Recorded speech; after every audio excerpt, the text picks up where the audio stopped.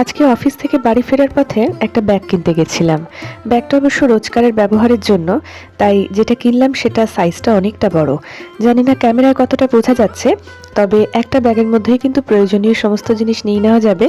মজা করে আমি বলছিলাম আমার বাড়িতে যে এটার মধ্যে দরকার হলে একটা গোটা সংসারই ঢুকিয়ে নেওয়া যায়। দেখুন তো ব্যাগটা কেমন হয়েছে।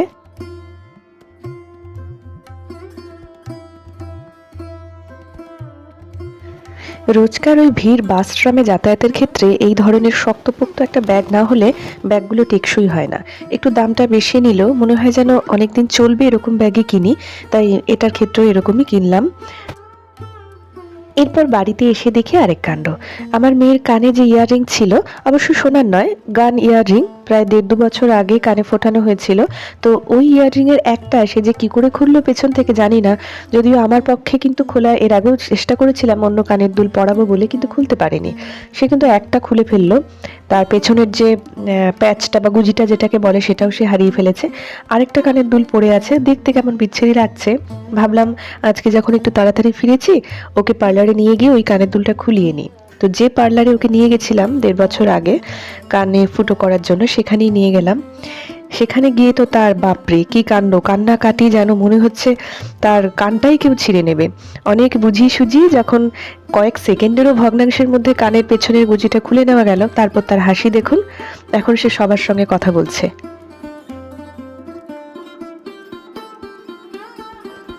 ঠান্ডা পড়েছে, ভাবলাম পাশেই কফি হাউস রয়েছে, একটু কফি খাওয়া যাক। তো সেই জন্য কফি হাউসে চলে গেছি। আর কফি হাউসের ভেতরটা আপনাদের দেখাবো।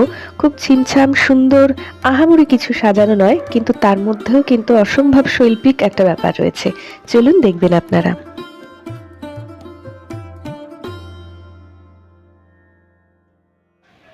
এখন তো প্ল্যান করে রেস্টুরেন্টে গিয়ে খাওয়া দাওয়া প্রায় ছেড়েই দিয়েছি, কিছুটা বলতে পারেন হেলথের কথা ভেবেই।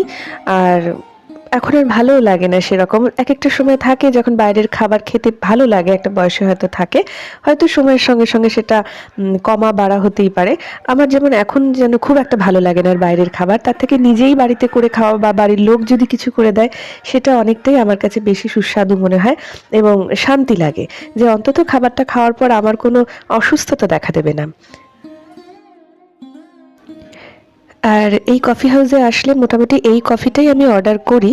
এবারেও তাই করেছি। কিন্তু একটা বাজে ব্যাপার হলো, ১ম এ একদম ঠিক করে নিয়েছিলাম যে শুধুমাত্র কফি খাবো, কোনোভাবে কোনো স্ন্যাক্স কিচ্ছু নেব না। তারপরেও ওখানকার ওই দাদারা এমনভাবে জোর করলেন যে নিতেই হলো একটা ফিশ ফ্রাই, এবং এখানকার এই ফিশ ফ্রাইটা বিখ্যাত। এর আগে খাইনি আমি তা নয়। তবুও দাদারা বললেন, "খাবেন না? আপনি তো আগে আসতেন, নিতেন।"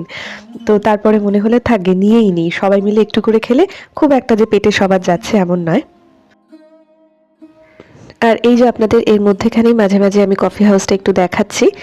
সমস্ত কিছুর মধ্যে একটা অন্যরকম ছোঁয়া রয়েছে। বেত কিংবা বাঁশ এই ধরনের জিনিস দিয়ে না এখানকার বেশিরভাগ জায়গাগুলো সাজানো রয়েছে। হয়তো খুব সূক্ষ্মভাবে কাছে গেলে আপনারা বুঝতে পারবেন।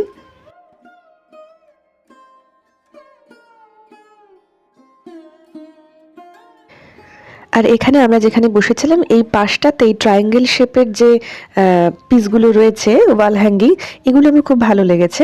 আমি ওনাদের সঙ্গে কথা বলছিলাম যে এগুলো কোথা থেকে নিয়ে আসা বা কিছু, ওনারা বললেন মুর্শিদাবাদ থেকে আনানো।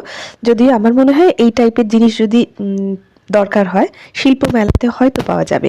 আসলে এগুলো না এই মাদুরের কোনো বুননের মধ্যে সাইডে কিছু একটা দিয়ে তারপর তৈরি করা। আমার এত ভালো লেগেছে যে আমি ভাবছিলাম যে এরকম যদি বাড়ির জন্য কখনো ব্যবস্থা করতে পারি। আর আমার মেয়ের যত সব উদ্ভট কাণ্ড, কফির ওপরে ওরা যে ক্রিমটা দিয়ে একটা ডিজাইন করে দেয়, সেটা তো নিশ্চয়ই সর্বক্ষণ থাকবে এমন নয়, খেয়ে নেবো সেটা তো নষ্ট হয়ে যাবে, সে কিছুতেই খেতেও দেবে না, ওই ডিজাইনটাকেও সে নষ্ট করতে দেবে না, এমনই বায়না ধরেছে। অনেক কষ্টে বুঝিয়ে সুঝিয়ে তারপরে কফিটা খেতে পেরেছি। আপনাদের বলা হয়নি, এই কফি হাউসের না দুটো ভাগ, মানে একটা হচ্ছে একেবারে ঘরের ভেতরে যেরকম থাকে সেখানে গরমকালে এসি টেসি চলছে, আরেকটা ওদের রুফটপে ব্যবস্থা করা আছে, ওটা একেবারে খোলা আকাশের নিচে, ওখানে বসেও আপনি খাওয়া দাওয়া করতে পারেন এবং উপরি পাওনা হিসেবে গঙ্গা দেখা যায়।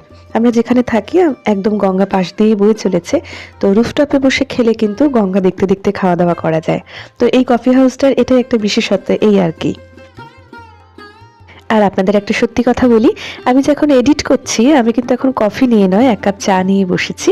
আপনাদের বলে রাখলাম, যদিও আমি কফি খেতে খুব একটা ভালোবাসি না, আমি চাখোর, চা খেতেই ভালোবাসি, এবং সেটা নিজের বাড়িতে করা কড়া পাকের চা।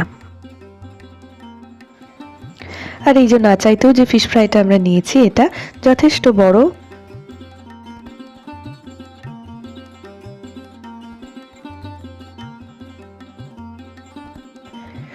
আর এদিকে আমার মেয়েকে দেখবেন, কোনো বড় সাইজের চেয়ারের মধ্যে বা সোফার মধ্যে যদি একবার সে বসে পড়ে, কিছুক্ষণ পরেই সে যে গুটুসুটু মেরে কি করে আমরা নিজেও বুঝি না, উল্টো দিক হয়ে সে তার মতো করে খেলা শুরু করে।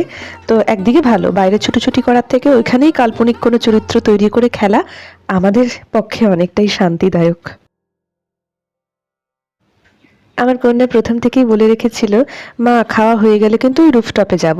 আসলে তার চিন্তা ছিল এখানকার যে দোলনাটা আছে, সে তো আগেও এসেছে এক দুবার, অভিজ্ঞতা আছে। তো তার থেকেই সে বলল আমি কিন্তু সেই দোলনাটায় দুলবো। তো তাড়াতাড়ি আমাদেরকে কোনো রকমে খাইয়ে নিয়ে সে এখানে চলে আসলো। আর এই যে দেখুন রুফটপটা এইভাবে সাজিয়েছে তারা। আমাদের বাড়ির একদম কাছাকাছি, তাই সময়ে অসময়ে এখানে আসা যেতেই পারে, আমরা আসি মাঝে মাঝে। আর এই যে দূরে যে কালো রঙের জায়গাটা দেখছেন, তার উপরে ছোট্ট ছোট্ট আলো, মাঝখানটায় কিন্তু গঙ্গা। অন্ধকারে হয়তো বোঝা যাচ্ছে না, গঙ্গার ওপারে অন্য একটা শহর দেখা যাচ্ছে। জানেন তো, আমি এই এডিট করছি, মাথার মধ্যে অনেক চিন্তা, কারণ এডিট করার সময় হয়তো যেহেতু মাথাটা খুব শান্ত রয়েছে, চিন্তা নানান রকম আসে। একটা চিন্তা আমার মাথার মধ্যে আসছে, ভাবনা আসছে, সেটা হচ্ছে যে আমরা কতটা জটিল হয়ে পড়ছি, তাই না, যত দিন যাচ্ছে। আসলে আমাদের তো চাহিদা এত বেড়ে যাচ্ছে, জটিল তো হবেই জীবন। আমি এটা অনুভব করতে পারি বয়স বাড়ার সঙ্গে সঙ্গে। যদি চাহিদাটাকে একটু কম রাখা যায়, কন্ট্রোলের মধ্যে রাখা যায়, তবে কিন্তু জীবনের জটিলতাটা একটু হলেও কমে। তো সেটা অনেকে জ্ঞান হিসাবে বলেন, বড়রা বলতেন আগে, এখনো বলেন। আগে যখন বলতেন বড়রা, কতটা ফিল করতাম, অনুভব করতাম জানি না। কিন্তু বয়সের সঙ্গে সঙ্গে যখন নানান রকমের চিন্তা ভাবনা মাথার মধ্যে আসে, দায়িত্ব বাড়ে, তখন কিন্তু এইটা অনুভব করতে পারি যে কোথাও যেন ছুটি চাই। মনে হয় যেন অনেক কিছু মাথার মধ্যে ভিড় করে রয়েছে, অনেক বছর ধরে জমতে শুরু করেছে। আসলে হবেই, আমরা তো বয়সে বাড়ছি, অভিজ্ঞতাও বাড়ছে, তো সবটা মাথার মধ্যে জমা তো হবেই। সেই সব বিষয় থেকে ভাবনা চিন্তা করি আর কি, যে যার যতটা উপার্জন, আসলে উপার্জনের ওপরেই তো সমস্ত কিছু ডিপেন্ড করে। তাই সেই উপার্জন ক্ষমতা অনুযায়ী আমরা যদি নিজেদের জীবনটাকে একটুখানি নিয়ন্ত্রণের মধ্যে রাখতে পারি, তাহলেই কিন্তু জীবনের জটিলতাটা অনেকটা কমে, তাই না?